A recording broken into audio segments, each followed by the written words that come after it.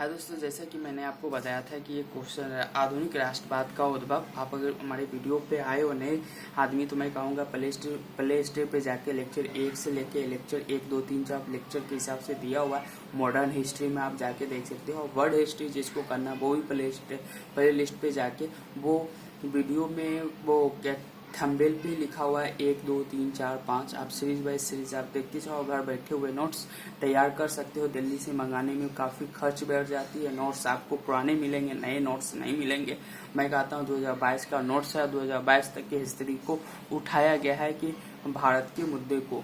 तो ये नया नोट्स है आपके लिए। तो मैं कहता हूँ ज़्यादा से ज़्यादा इस वीडियो को ज़्यादा से ज़्यादा आप शेयर करें, ज़्यादा से ज़्यादा लोगों तक पहुँचे और गांव के क्षेत्र में ज़्यादा लोग इसे अपने घर बैठे ही तैयारी को परिपूर्ण कर सके। क्योंकि ये क्लास नोट्स जो मेंस के लिए आपको बुक तो पढ़ते हुए ये पीटी के लिए हो जाते हैं बुक के खास करके, लेकिन मेंस के लिए आपको नोट्स चाहिए जो क्लास नोट्स के लिए। इसके लिए आप चाहे तो मैं आपको मतलब कहता हूँ जिसका किसके लिए मैं आपको कुछ नोट्स भी उपलब्ध कराऊंगा जो फ्री दूंगा। आप अगर मैं कमेंट बॉक्स में दोगे तो मैं आपको टेलीग्राम या व्हाट्सअप या ईमेल के जरिए मैं आपको क्विक नोट्स एग्जाम की घड़ी मैं आपको तुरंत उपलब्ध करवाऊंगा, जिससे आपकी तैयारी परिपूर्ण हो सकती है।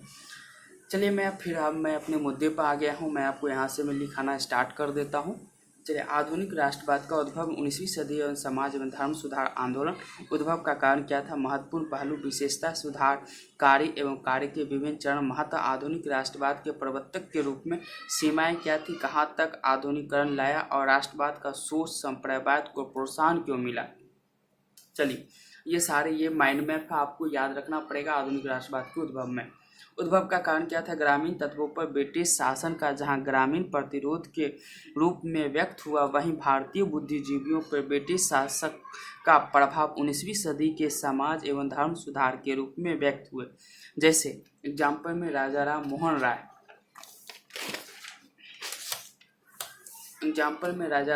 राय आंदोलन के उद्भव के कारण।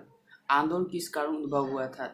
एक तरह से देखा जाए तो ब्रिटिश शासन ने प्रत्यक्ष अथवा अप्रत्यक्ष रूप से भारत की सामाजिक एवं सांस्कृतिक संरचना में कुछ ऐसे कारकों को प्रेरित किया जिनसे सुधार आंदोलन को बल मिला। परंतु यह भी सही है कि भारत में सुधार की प्रक्रिया ब्रिटिश द्वारा स्थापित सीमा में बंद कर नहीं रही, बल्कि उससे आगे निकल गई। अंग्रेजी शिक्षा के माध्यम से अंग्रेजी शिक्षा के माध्यम से भारतीय बुद्धिजीवियों का एक वर्ग पश्चिमी विचारधारा के संपर्क में आया और उससे प्रभावित हुआ। पश्चिम विचारधारा की निम्नलिखित चेतना जगाई। पश्चिम के कुछ प्रगति विचारों को अपमानना और भारत में उसे फैलाने का प्रयत्न किया। विचारों को अपमानना और भारत के उसे बयान पर फैलाना का प्रयत्न किया। जेम्स मिल जैसे पश्चिमी चिंतकों के इस दावे के जवाब में भारत की सभ्यता पिछड़ी हुई थी। अपने अतीत के कुछ प्रगतिशील तत्वों को उद्घाटित करना। ब्रिटिश शासन के अंतर्गत ही प्रिंट मीडिया का प्रचलन आरंभ हुआ और उसके साथ पत्र पत्रिकाएं और पुस्तक का प्रकाशन आरंभ हुआ। इनके माध्यम से नवीन विचारों का प्रसार संभव हुआ। नवीन विचार को फैलाने में ईसाई मिशनरियों का भी अहम योगदान रहा, क्योंकि अपने धर्म को फैलाने के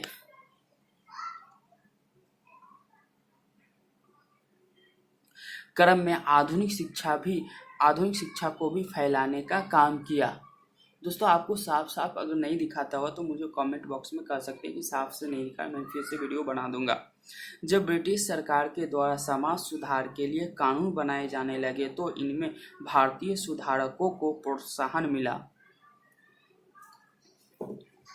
दोस्तों, मैं कहूँगा जो लेक्चर आपको समझ में नहीं आता हो वो लेक्चर का नाम, लेक्चर नंबर मतलब 1, 2, 3 कितना लेक्चर है, अगर कहेंगे वहाँ पे कौन सा वर्ड है, अगर कोई दिक्कत होगा तो मैं यहाँ से आपको देख के कमेंट में आपको कमेंट कर सकता हूँ। महत्वपूर्ण पहलू आप समझ गए होंगे कि मैं क्या कहना चाहता हूँ। 19वीं सदी के समाज एवं धर्म सुधार आंदोलनों का बल निम्नलिखित कारकों पर रहा।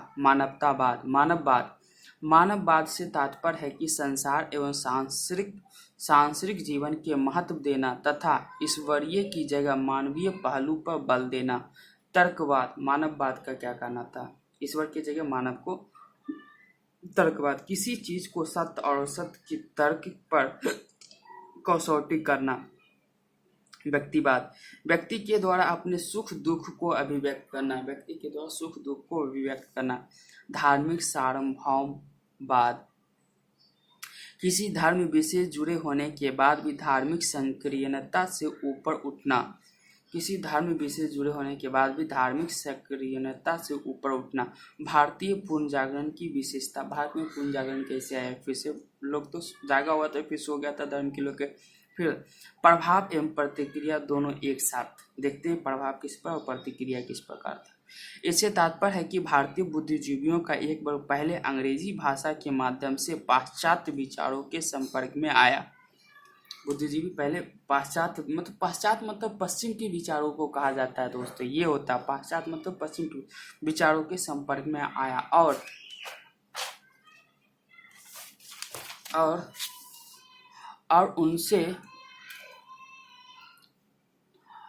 उनसे प्रभावित हुआ, परंतु शीघ्र ही पश्चिम विचारों के अहंकार को भी समझा।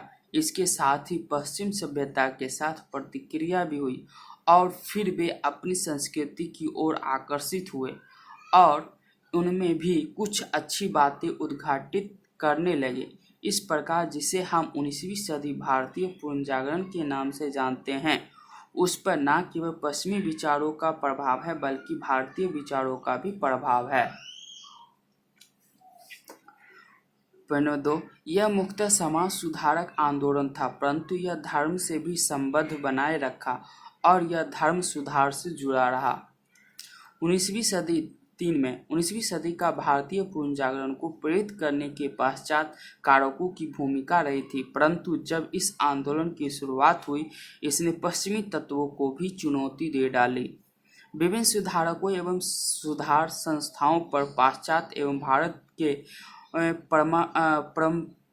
परंपरावादी तत्व का प्रभाव अलग मात्रा में बटा रहा, अतः उनके विचारों में भी भिन्नता रही। 19वीं सदी इधर से मैं लिखा हुआ 19वीं सदी का, इसे मैं काट देता हूँ क्योंकि उधर माइंड मैप है थोड़ी सी, तो 19वीं सदी के विचारों से भी भिन्नता रही आ जाती है। अब 19वीं सदी के 19वीं सदी के कुछ सुधारक विचारक देख लेता हूँ। यह माइंड मैप है, थोड़ा सा आपको लिखना पड़ेगा इसे अच्छे से। यंग बंगाल आंदोलन, हेनरी विलियम डेरेजियो, पाश्चात्य तत्वों का अधिक प्रभाव था, पश्चिम के विचारों का अधिक प्रभाव था इसमें।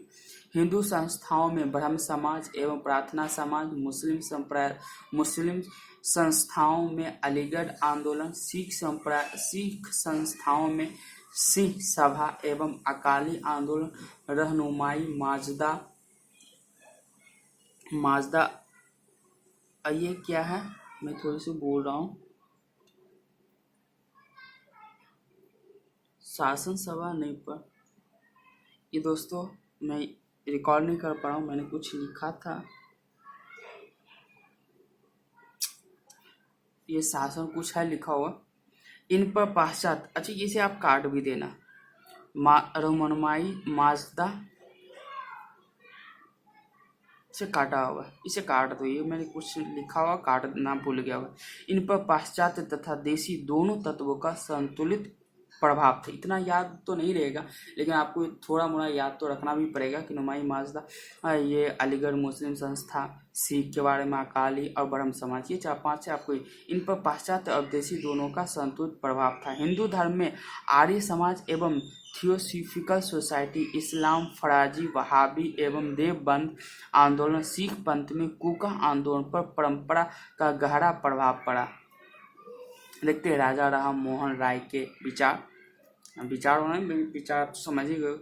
पूर्व एवं पश्चिम का संश्लेष साइंथिस, सर्वप्रथम हिंदू बौद्ध संस्कृति, फिर अरबी फारसी संस्कृति, फिर पाश्चात्य संस्कृति पूरा इसके में देखिए, सर्वप्रथम हिंदू बौद्ध संस्कृति, अरबी फारसी सब इसके ये बोल लेता था राजा राम मोहन, इंग्लिश अरबी फारसी सब आता था, इसलिए संश्लेषण इसके अंदर था पूरा। आधुनिक भारत का जनक भी माना जाता है, आधुनिक पत्रकारिता का जनक, आधुनिक शिक्षण संस्थाओं की स्थापना, हिंदू कॉलेज एवं वेदांत कॉलेज। धर्म सुधारक 1828 में ब्रह्म समाज की स्थापना, लक्ष्य हिंदू धर्म को स्वच्छ बनाना, स्वच्छ दूषित नहीं बोल सकते, स्वच्छ बनाना। कुछ गड़बड़ था हिंदू धर्म में, सती प्रथा, विधवा विवाह, पूर्ण विवाह, ये सब नहीं था। स्वच्छ बनाना एवं इस एकेश्वरवाद की शिक्षा देना, मतलब ईश्वर एक है इसकी शिक्षा देना है। एकेश्वरवाद की शिक्षा देना, एकेश्वर है।